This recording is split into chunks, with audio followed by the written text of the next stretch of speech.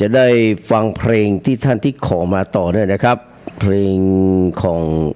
พี่น้องต่างแม่จ้องนะครับนางรองแล้วก็จะแถมเรื่องนึ่งเพลงนะครับจอมขวัญใจเป็นเพลงที่ทูลทองใจได้รับเพลงพระราชทานเพลงเสียงทองคำพระราชทานปี 2513 ความจริงแล้วเพลงนางรองนี่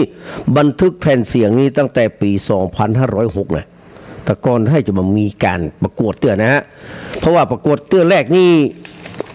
ปี 2512 ตอนนั้นนี่ทางด้านสมยศทัศนพันธ์ได้ถัดมาก็ทูลทองใจได้2 สมัยแล้วจากนั้นนะฮะสมยศได้ตั้งแต่ช่อทิพย์ลวงทองนะครับแต่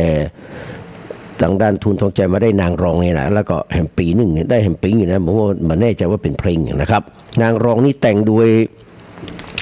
ครูพยงมุกดาจอมขวัญใจนี่น่าจะเป็นของเบนจามินนะครับติดตามรับฟังนะครับ